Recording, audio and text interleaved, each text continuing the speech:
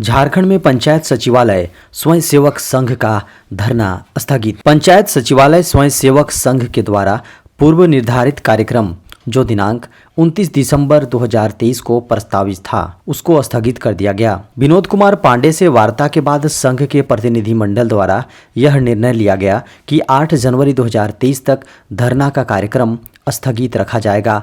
Media की खबरों को माने तो 8 जनवरी को संघ का प्रतिनिधि मंडल मुख्यमंत्री के सचिव विनय कुमार चौबे से भेंट वार्ता करेगा।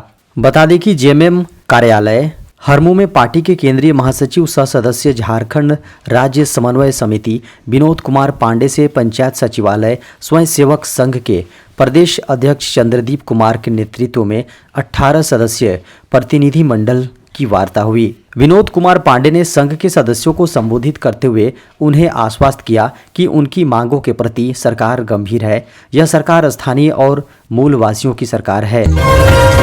2 जनवरी के बाद झारखंड के कई हिस्सों में बारिश की संभावना। झारखंड में नए साल तक मौसम शुष्क रहेगा, लेकिन नए साल में मौसम में बदलाव नजर आएगा। झारखंड के कई इलाकों में हल्के से मध्यम दर्जे की बारिश हो सकती है।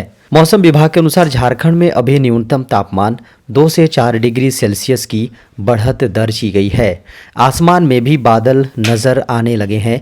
मौसम आने वाले दिनों में शुष्क रहेगा। 1 जनवरी की शाम से आसमान में बादल आने लगेंगे। राज्य के कई इलाकों में उसी दिन हल्की बारिश हो सकती है। उत्तर पश्चिमी इलाकों में 2 जनवरी को भी बारिश हो सकती है। 3 और 4 जनवरी को रांची समेत झारखंड के कई इलाकों में इसका विस्तार हो सकता है। यह पश्चिमी विक्षोभ का असर है। झारखंड में न्यूनतम तापमान में गिरावट आएगी। नए साल के जश्न में मौसम लोगों को साथ देगा। सभी जिलों के मौसम का मिजाज अगले 5 दिनों तक इसी तरह खुशनुमा रहने की संभावना है। झारखंड के मुख्यमंत्री हेमंत सोरेन ने कहा, हमारी सरकार ने किया झारखंड को नई दिशा देने का प्रयास। झारखंड के मुख्यमंत्री हेमंत सोरेन ने कहा कि हमारी सरकार ने वैश्विक महामारी कोरोना संक्रमण के समय भी अन्य राज्यों के अपेक्षा झारखंड में बेहतर कार्य किया तथा गरीब, मजदूर, किसान सहित सभी को सुरक्षा प्रदान करते हुए महामारी का डटकर मुकाबला किया। वैश्विक महामारी के चलते देश में लंबे समय तक लॉकडाउन लगा रहा। झारखंड देश के पिछड़े राज्यों में गिना जाता है। वैसी स्थिति में कोरोना जैसी आपदा राज्य के लिए अभिशाप जैसी थी। वैश्विक महामारी के चपेट में आकर हमारे मंत्रिमंडल के 2 मंत्री भी शहीद हुए। झारखंड के मुख्यमंत्री ने कहा कि जैसे ही वैश्विक महामारी का बादल छटा, हमारी सरकार ने वादों के अनुरूप राज्य को एक नई दिशा देने का प्रयास किया।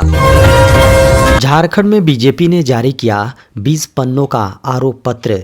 झारखंड सरकार को बीजेपी ने कटघरे में खड़ा किया है।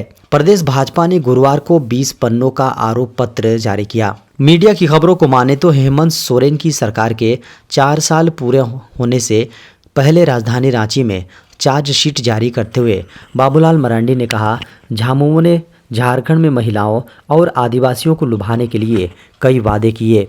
5 लाख नौकरियां और बेरोजगारी भत्ता देने का वादा भी किया, लेकिन वादे पूरे नहीं किए गए। बीजेपी की झारखंड इकाई के प्रमुख बाबूलाल मरांडी ने कहा, झामुमो के नेतृत्व वाली सरकार का कार्यकाल भ्रष्टाचार, बिगड़ती कानून व्यवस्था और अधूरे वादों से भरा है। मुख्यमंत्री हेमंत सोरेन ने जताई राम मंदिर भव्य प्राण प्रतिष्ठा में शामिल होने की इच्छा।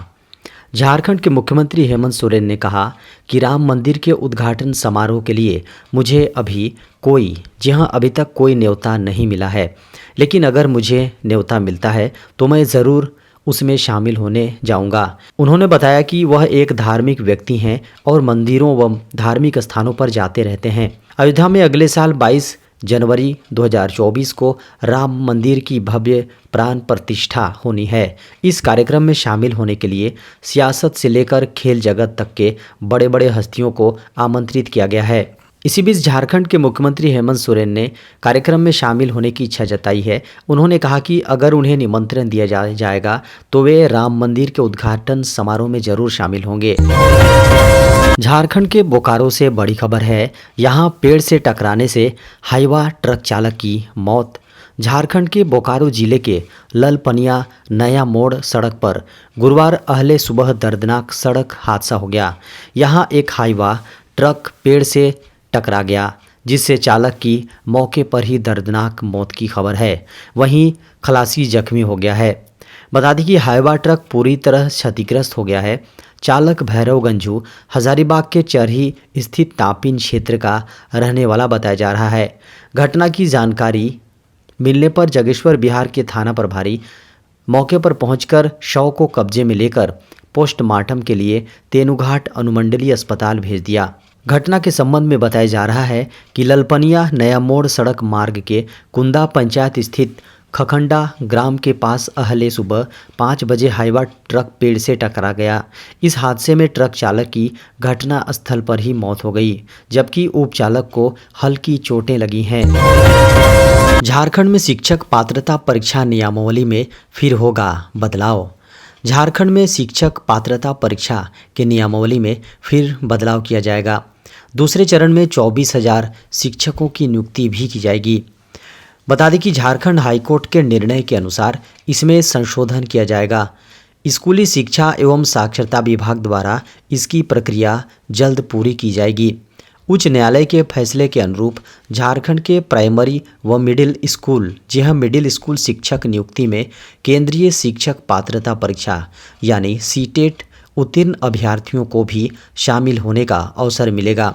इसके अलावा झारखंड एकेडमिक काउंसिल यानी जैक द्वारा नियमावली पर मांगे गए दिशा निर्देश के अनुरूप भी इसमें बदलाव किया जाएगा। झारखंड में अब अगले वर्ष झारखंड शिक्षक पात्रता परीक्षा ली जाएगी। झारखंड शिक्षक पात्रता परीक्षा के बाद दूसरे चरण के शिक्षकों की नियुक्ति प्रक्रिया शुरू होगी, जिसमें 24,000 शिक्षकों की नियुक्ति की जाएगी। बता दें कि झारखंड के प्राथमिक व मध्य विद्यालय में 50,000 सहायक आचार्य प्राथमिक शिक्षक के पद सृजित किए गए हैं। इनमें से 26,000 शिक्षकों की नियुक्ति के लिए प्रक्रिया शुरू की गई है। झारखंड के पलामू से बड़ी खबर है। यहां नए कपड़े को लेकर शुरू हुए विवाद में 3 लोगों की मौत। झारखंड के पलामू जिले के नौडीहा बाजार थाना इलाके के अंतर्गत नामूदाग के तेलियाडी से एक बड़ी खबर सामने है। यहां एक ही परिवार के 3 लोगों ने खुदकुशी कर ली। मीडिया की खबरों को माने तो 3 लोगों में पति पत्नी और उनका नवजात बच्चा भी शामिल है।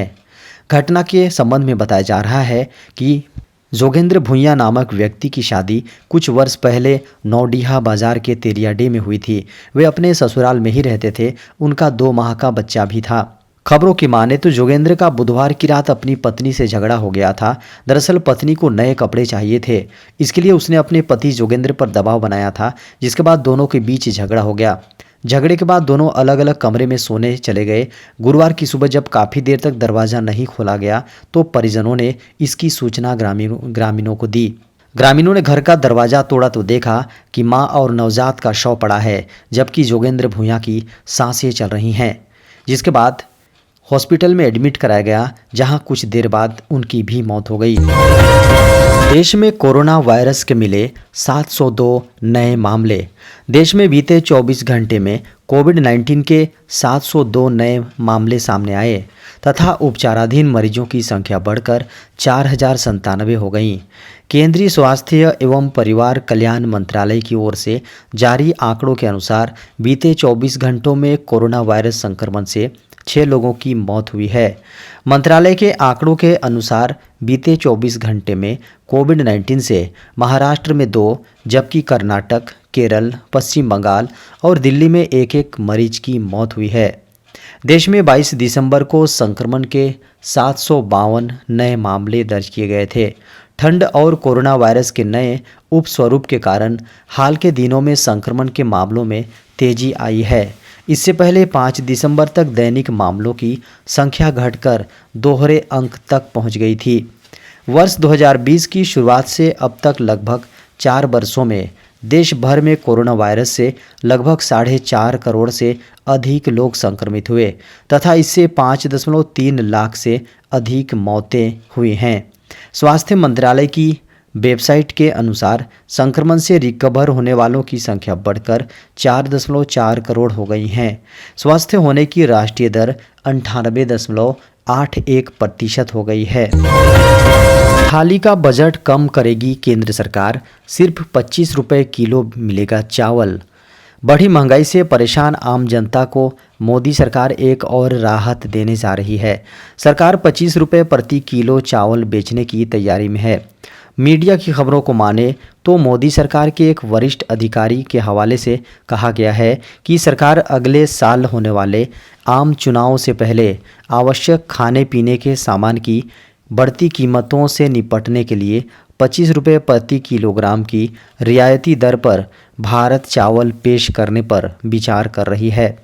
यह कदम भारत आटा और भारत दाल के लिए रियायती दरों पर बेचने के बाद उठाने की तैयारी चल रही है। इससे आम जनता को अपनी थाली का बजट कम करने में मदद मिलेगी। भारतीय राष्ट्रीय कृषि सहकारी विपणन महासंघ, भारतीय राष्ट्रीय सहकारी उपभोक्ता महासंघ और केंद्रीय भंडार आउटलेट के साथ साथ मोबाइल वैन के जरिए भारत चावल को बेचा जाएगा। इस वर्ष चावल की महंगाई में 13% का बड़ा उछाल आया है। गूगल ने प्ले स्टोर से हटाए ये 13 मोबाइल ऐप। यह साल 2023 का आखिरी महीना और अंतिम सप्ताह चल रहा है। वर्ष के ख़त्म होने से पहले गूगल ने अपने प्ले स्टोर से 13 मोबाइल ऐप्स को हटा दिया है। इन ऐप्स के बारे में गूगल को एंटी वायरस बनाने वाली और सिक्योरिटी रिसर्च कंपनी McAfee ने जानकारी दी थी। रिपोर्ट में कुल 25 ऐप्स की जानकारी दी गई है, लेकिन सभी अन्य 12 ऐप्स गूगल प्ले स्टोर पर मौजूद नहीं हैं। ये यूजर्स के फ़ोन में APK फाइल के ज़रिए पहुंच रहे हैं। इन सभी मोबाइल ऐप्स में जामालिसियस नाम का मैलवेयर है, जो कि आपके बैंक अकाउंट और आपके फ़ोन के लिए ख़तरनाक है। गूगल ने भले ही इन ऐप्स को अपने प्ले स्टोर से डिलीट कर दिया है, लेकिन हो सकता है ये आपके फ़ोन में मौजूद हैं। यदि ऐसा है तो आप भी अपने फ़ोन से इन ऐप्स को जितना जल्दी हो सके डिलीट कर दें। McAfee की रिपोर्ट के अनुसार जामालिसियस को अपने ओपन सोर्स मोबाइल प्लेटफॉर्म पर तैयार किया गया है। यह मैलवेयर किसी फ़ोन में इंस्टॉल होने के बाद फ़ोन को अपने कंट्रोल में ले सकता है। यह मैलवेयर ऐड के ज़रिए फ़ोन में पहुंचता है और फ़ोन में पहुंचने के बाद भी यूजर्स को फालतू के ऐड दिखाता है। यह मैलवेयर फ़ोन में मौजूद किसी भी जानकारी को हैकर्स तक पहुंचा सकता है।